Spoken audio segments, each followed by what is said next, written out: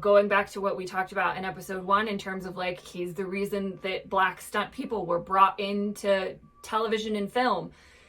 We cannot overstate how significant he was and how much he changed the game. But literally, my next line under all of this discussion of my notes is the whole time he was allegedly assaulting women.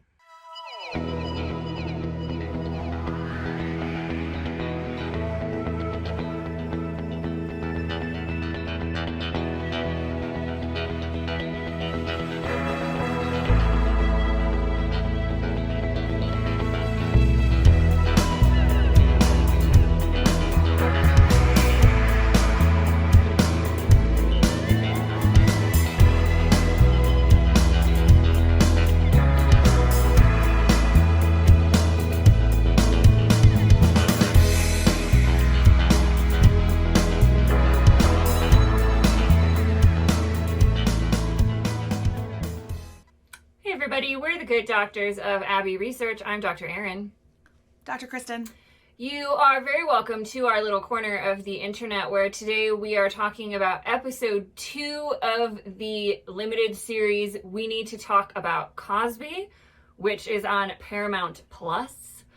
Or Showtime, depending on where you are in the world. Oh, yes, that's right. Either way, I knew you had access to it, not me. So, so if you watched our episode 1 coverage, we hope you did, and you're not just jumping in fresh with episode 2. We have a lot of thoughts and feelings about many pages of notes. Many pages of notes. So this episode really picks up where the last episode left off in terms of where we got by the mid to late 60s and understanding who Bill Cosby was, what his acting roles were, and how he shifted the crafting of his image over the next decade to become a TV teacher, to become a moral authority, to further perpetuate the image that he was a person that people could trust. So he did like every job that there was in TV. He also made a movie per year. He was super, super busy. Including, I was just scrolling through my notes, a 3-movie series with Sidney Poitier that was a highbrow version of blaxploitation. He hit all the buttons on that board. But this one goes into specifically explaining why Fat Albert was so significant. It goes a lot into the cultural perception of Quaaludes. So in the last episode, we talked about Spanish Fly, which was something we learned about when we watched that episode. But this one talks more about the propensity of Quaaludes and the popularity of them, and how they were used by people and by allegedly Bill Cosby. And then it ends up really with, the episode closes with talking about how he continued to do stand-up in Reno and Vegas, and why he was attracted to that kind of environment. And then it ends with talking about the stand-up comedy special Bill Cosby himself, which is the full transition from young Cosby to the dad image Cosby, and that was in 1983. And then obviously shortly thereafter we get the Cosby Show. So he used literally the special of Bill Cosby himself as a setup and as a marketing tool to get the syndicated show, because all of his jokes in that special were around being a father and a husband. So amidst all of this understanding about Bill Cosby, we still get all of the context and insight into his alleged drugging and raping and sexual assaults of these women. We get more from them. We get much more conversation about the drugging aspect of it, which is, I know, something you and I both want to talk about in this episode, and why that is such a disgustingly useful tool. Because the point of understanding this, and I think you get this very easily from Kamau Bell and all the people he talked to, especially all the Black people he talked to, this was a process that he needed to go through to understand why Bill Cosby was so important, but also why he was able to be kind of like this two-sided coin. And I think it was like an emotional and traumatic reckoning for Kamau Bell. He had to go through this process, and I think a lot of people that spoke to him also needed to go through this process of like digging through kind of the history of Cosby and the history of these assaults. So that's the second episode. You know, the third episode very clearly after this is going to be about the Cosby Show, and the fourth episode is very clearly going to be about mostly the trials and accusations and sentencing and jail time and all of that jazz. Yeah. So he's broken it up, I think, beautifully in terms of like 4 chunks. So I started my notes for this episode with this great quip that we get from one of the commentators when they are being shown clips from a 1968 series that Bill Cosby hosted called Black History Lost, Stolen, or Strayed, which like right from the get tells you that this is not gonna pull punches in terms of how it's teaching about Black history. But it was a special that was written by Andy Rooney. I was about to say, if you had to guess on a list of people that were writing television in 1968, like, would Andy Rooney have made your top 400 to write this special? He would not have made mine. So no, that was absolutely really not. interesting. And they just passed by it. I'm like, I would like a whole Kamau Bell series on why Andy Rooney did this. That was not the point of this episode or the point of this series, so we'll have to save that question for another time. But they were showing clips from this series, and one of the commentators just looked and was like, what in the critical race theory is going on? Which is a great question, because it's a very, I hate to use the word radical, but well, hold on. I think in 1968 it was. So I think it's actually pretty appropriate. Like, remember what was happening in the world in 1968. Like, this was this was radical. And I think it's okay to use that word. I understand your hesitancy. And if we were talking about it being produced now, yes. But I think in 1968 it's actually really appropriate. Yeah, and especially if we use the word radical as it is actually intended to be used, and not as some sort of word pejorative for but it certainly for the time it was a radical level of honesty about the whitewashing of American history and the reality of the history of Black folks and enslaved Black folks brought to this country. So this was the stepping off point where he was shifting from I Spy guy to this radical educator and this moral authority. Which was a brilliant piece of crafting. I hate that I keep recognizing how smart he was about his career, but, you know, people are complicated and he can be lots of things. But I think I was just watching it and I was like, whoa, this happened on television?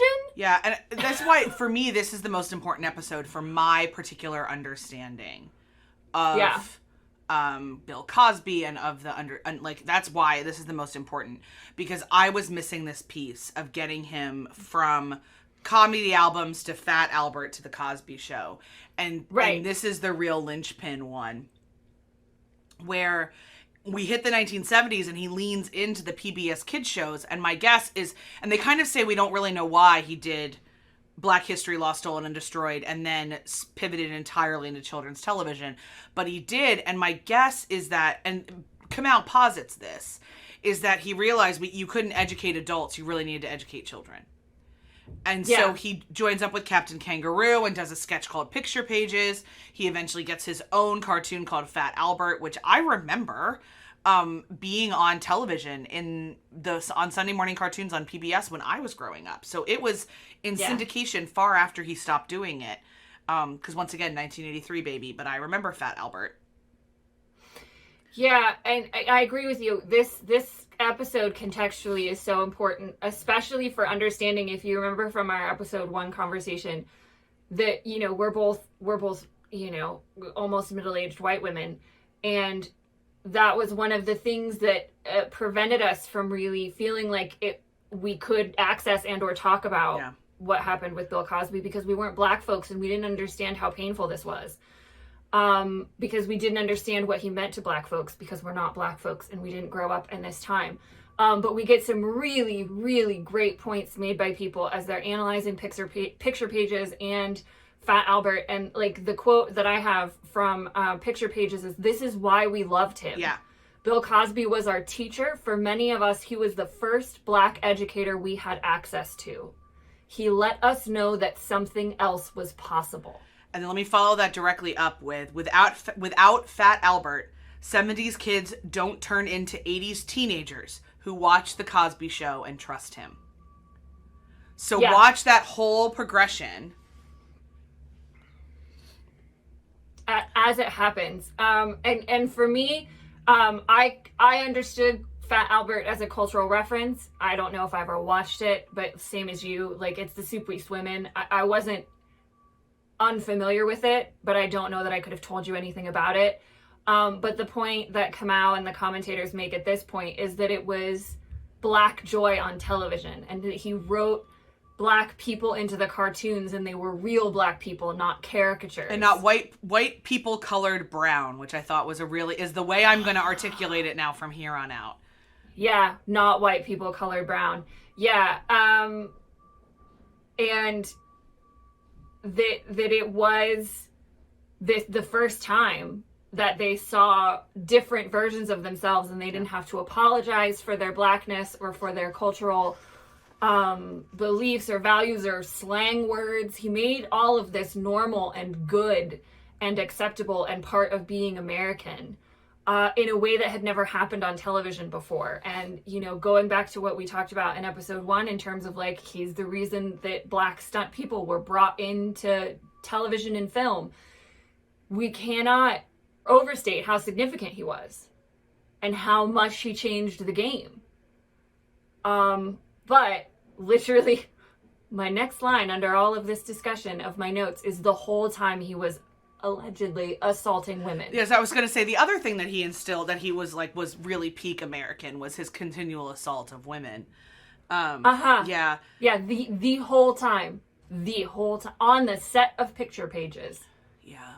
I also want to say some really fun shade that Mark Lamont Hill throws about his PhD at this point, where he tells us good. Mark Lamont Hill, who is a now fully tenured professor at Temple University, one of the foremost thinkers in Black culture and Black thought in the United States. To be completely honest, we're very proud to have him here in Philadelphia.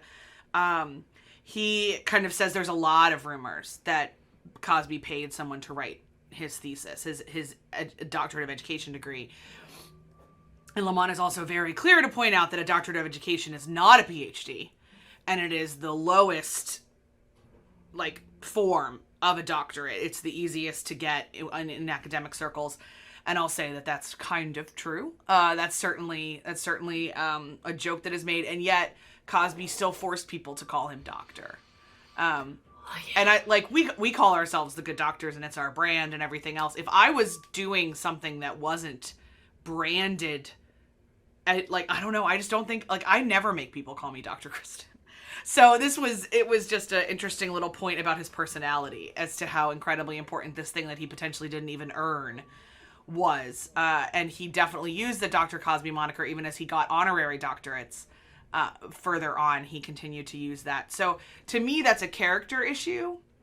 Yeah. And it goes to show his narcissism in a certain way and his understanding of his own power. And there's some levels at which I guess I'm never going to use the word grateful for Bill Cosby, but he was obviously understood that he had a role to play in society. And I'm glad that he still managed to do good while being a really terrible person.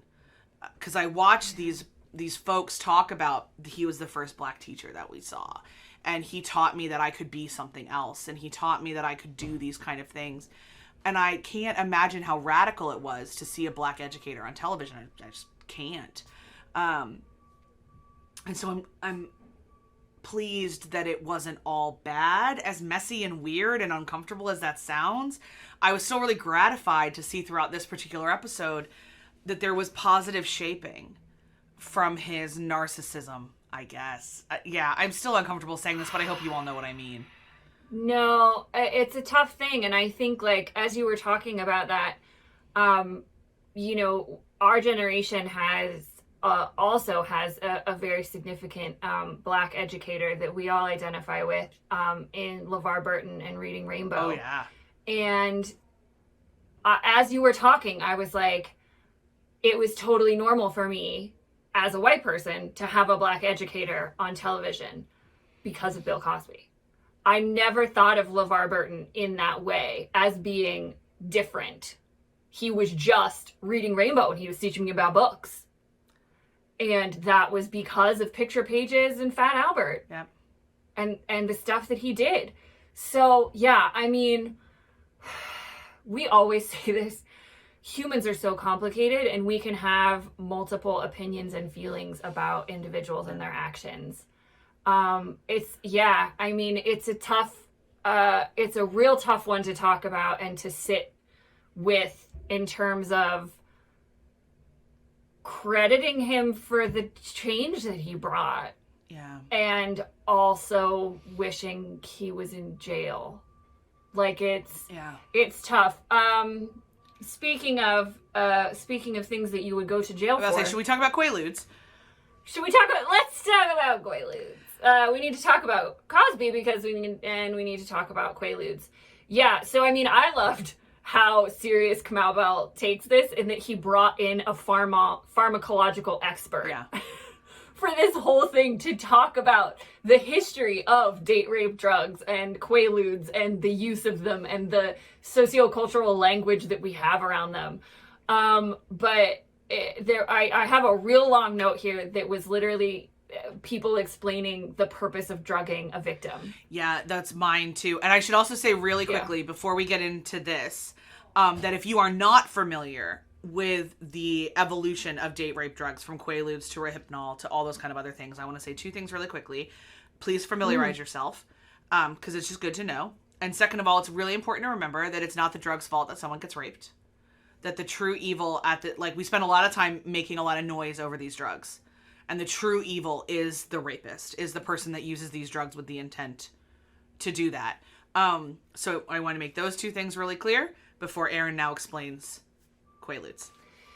Yeah, so the way we get into the Quaalude discussion in this episode is through the testimony of victims and survivors. And they talk about the fact that he drugged them meant that they didn't trust what happened to them. Yeah. They didn't know what happened to them. Or they relied on their trust in him as a respectable person. Oh, it's Bill Cosby. He would never have harmed me. Like, he had an explanation for why I woke up in the bed naked the next day and I didn't remember anything that happened after he handed me the drink or handed me the pills.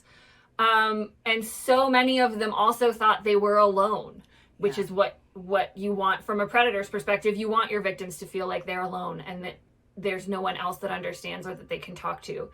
They felt ashamed and guilty because, they agreed to meet with him. They agreed to go to rooms with him. They agreed to take the drinks that he offered. Sometimes if he was explicitly offering them drugs, they would agree to take those as well. Yeah, the word that was used was gaslight, which I thought was really interesting. That like he gaslit them into believing these things. And it was, I'm glad that was invoked because it really helped me understand the weight of his actions. Yeah, and that's exactly what the point that they make. The purpose of drugging a victim is so that you can gaslight them. Wild. So that they don't know the context and the planning of what happened. The drugs mean they don't remember. They assumed it was their fault. They're embarrassed.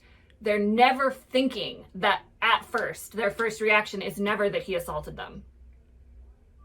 And because it was their decision, they blame themselves. Like forever.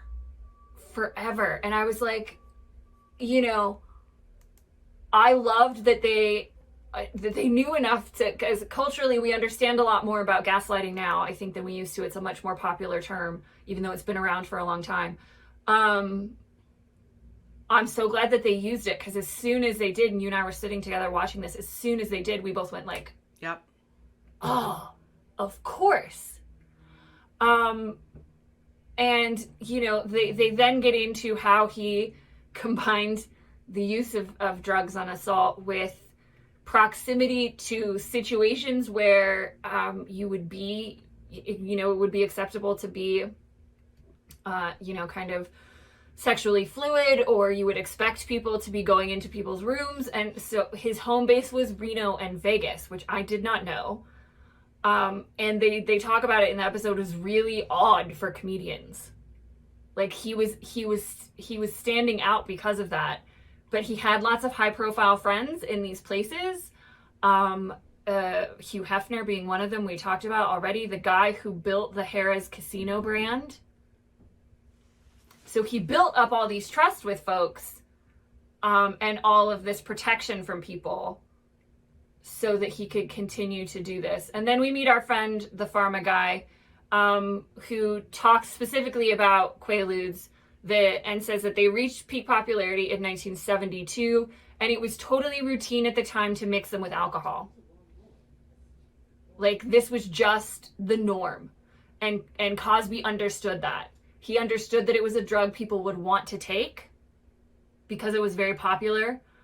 And then he took advantage of that. So a lot of people consented to the alcohol and possibly the drugs, which then makes the case for rape in this country much harder to make and convince people. Basically impossible. Basically impossible. Yeah, and that's what I love. The pharma guy brought in and said, there should be no emphasis on the date rape drug and all the emphasis on the assault. Yep. Asking what kind of date rape drug is like asking what kind of murder knife was used. It's the intent of how you use the thing that makes it the weapon of a crime. And I was like, I know we paused like every 5 minutes in this docuseries, but I know we paused after that because we were both like, yep. That for me, that was such a light bulb moment. Yep. That whole conversation about Quaaludes and the use of them in sexual assaults and date rapes. And why we have this culture of language of asking all of these questions, which are not questions directed at the person doing the assaulting. Yeah. Yeah. So at the end of this episode is when they point out that just like a lot of other people, he makes the transition from comedy albums to filmed television specials. And as we mentioned at the beginning, this 1983 one, Bill Cosby himself is the groundwork for The Cosby Show. He is the first comedian to leverage a comedy special into a series. He will not be the last. Like Seinfeld, Tim Allen, Ellen DeGeneres, everybody does it. And so that's where we're going to pick up with you in episode 3. We're going to talk to you about The Cosby Show. And wow, was it also a enlightening episode for us non-Cosby Show watchers. If you enjoyed this content and enjoyed our conversation, please do all the YouTube-y things, like and subscribe to the channel so you don't miss more of our enlightening and enraging conversations. In the downstairs, there will be relevant links if we have them for the content in this episode, but also a link to our weekly newsletter if you would like to hear from us in a different context, perhaps in written form, and about things other than Bill Cosby. We would love to have you as a part of our newsletter community as well as a part of our YouTube community. So please do all of those things if you are so inclined, and we will see you all for episode 3. Bye.